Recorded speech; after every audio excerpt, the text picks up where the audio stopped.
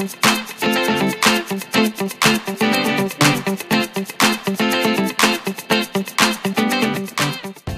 everybody, it's another great day for a workout here on Jessica Smith TV. Today we're gonna tackle some of the best thigh exercises you can do with bad knees. So walk and talk with me here. Let's just kind of get warmed up, get the blood flowing while we set up the workout. A couple things I want to point out right off the bat is bad knees, general term.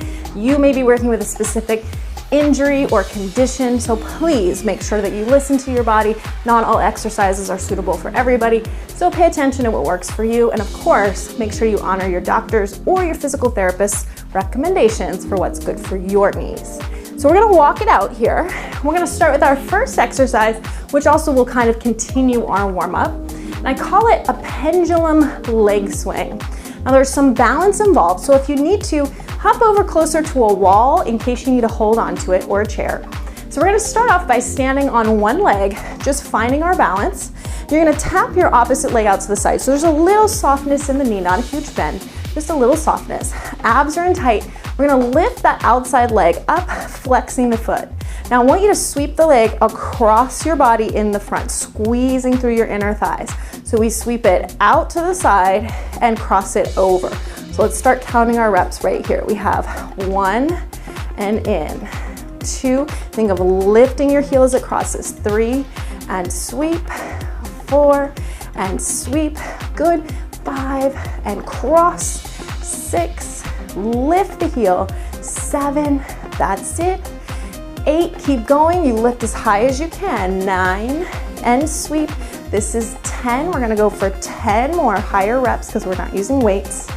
Good, this is 9 more, sweep, and 8 more, sweep, 7, really lift that heel and squeeze, 6, beautiful, and 5, lift, 4, lift, 3, we have 2 more right here, and out, and cross, last one, out, and cross. Good, so you probably are feeling your standing leg on that one too. So that was a double duty exercise. Now we're gonna do the other side. So that standing leg is nice and warmed up. Switch your hand if you're using something to hold on to. Lift that outside leg, cross over, and here we go. So we have 1 and cross, 2 and cross, keep your abs in tight, shoulders down, 3 and cross it, and 4, that's it, and 5, use your inner thighs to cross that leg, 6 and cross, that's it, 7 and cross, and 8, maybe this side's a little easier to get it higher, maybe it's harder, 9, just see where you can go with that leg, 10 and cross, we got 10 more, and squeeze, that's it, 9 and lift, 8, beautiful, make sure you're not leaning over, 7, stand tall, and 6, you got it, this is 5, and cross, and 4, beautiful, last 3, just give me 2 more, here we go, last one, cross and hold it, great job. So let's move into more of the back of the legs, the hamstrings and the glutes. So we're gonna do a little deadlift here, soft knees, but again, not a big bend. The most important part of this is the alignment of our spine. So just start with your hands at your hips, and you imagine that you're just made out of stone through your spine. You cannot bend the spine as it rounds forward, not rounds forward, hinges forward. So we're gonna come down for 2 and up for 2. Now that softness in the knees should help you keep that length in the spine. If you find that you need to bend your knees a little bit more, go ahead and do that. So you're just pitching forward from the hips and squeezing out. Now if you really focus on squeezing your tush as you lift, you're gonna get more activation through the glutes. So you don't have to squat to activate the glutes and the hamstrings. Good, now as you go through this and you master this form, this might be an exercise that you wanna add some weight to. You could just hold dumbbells right here and hinge forward with them and lift up. So keep that in mind as you progress. It's another option to add more challenge, but you first wanna get that form perfect before you add weight, because we don't want to start having back issues too on top of knee issues, right? So keep the length in your spine. Let's just do a few more. Squeeze those glutes as we come up. 3, Good, we're gonna do 2 more. Nice, last time. Great work. Now let's head over to a wall somewhere in your house, and we're just gonna do a wall sit. So you wanna put your back against the wall. You're gonna walk your feet out, and just like it sounds, you're going to sit. Press your back against the wall. Make sure your feet are not gonna slide out from underneath you. Make a 90-degree angle with your knees, or come up a little higher if that feels too uncomfortable. So just holding that position, see if you can start with your hands at your hips. Maybe eventually you can cross them over your shoulders, and just keep sitting, trying to get the hips in line with the knees. I'm gonna go a little bit lower, but again, you can stay up higher if that's better for your knees. Make sure your feet aren't too close to the wall, because that's when you can start to feel the knee joint here. So we're just holding that wall sit. These can also be done if you happen to have an exercise ball at home. You can put one underneath your low back in the wall to push against it there too. I find that these are just as effective though. You don't need a ball for them. So as we get tired, don't let this start to happen, okay? Lift up, hold here or here, just sit. Easier said than done, I know, because your legs are firing. So hold, breathe. Again, please watch your feet, especially if your floor is slippery. Good, I'm gonna stay here just a little bit longer, last 10 seconds.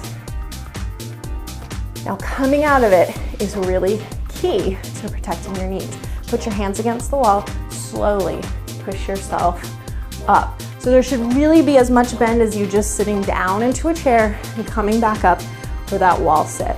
So we're gonna finish up on the floor for our very last exercise here, if Peanut will allow me to lay down. Okay, so we're gonna sit down carefully, come on down to the floor, and you're gonna come into a bridge position. So that means our hands are gonna be down by our sides. You can turn your palms down to help support you. And I want you to just press down through your heels and lift your hips up into that bridge. Just hold it there. This is a dangerous place to be. Okay, so arms are down, shoulders down, abs are in tight. Make sure that your knees are not buckling out to the sides. We want to point them straight out over the toes. Now, options. Hanging here and just holding it is a great place to start. So if you need to, just work on that static bridge contraction. If you're ready to try a little bit more, we're gonna extend the front leg, flexing the toe, tapping the heel out and curling it in, switching legs out and curling it in. So try to tap the floor with your heel very lightly, and then you're gonna contract back in. So that's just gonna activate the hamstrings on that curl back, taking it out and squeezing it in and out and squeezing it in. So give that little curl back in some resistance. Use your imagination, imagining you're pressing your heel back in against something. So we're not just flopping the leg around. Give me a nice strong curl back in with the heel. Good, and 4 more, and 3. Nice, let's do 2 more. Last time, you got it. And slowly roll through the spine, releasing the hips to the floor. Hug your knees into your chest. Rock yourself up to a seated position. Great work. So I hope this gave you some ideas for exercises that you can do that might be better for your knees to work your thighs. Thanks so much for joining me, everybody. Please be sure to check out our Walk On DVD series. We have a great lower body focused toning walk in there. It's also really good for bad knees, but really helps tone up that lower half. So check it out below. The links are below. Thanks for remembering to subscribe to our channel, like and share your favorite videos, and Peanut and I look forward to another workout with you soon. Take care, everybody.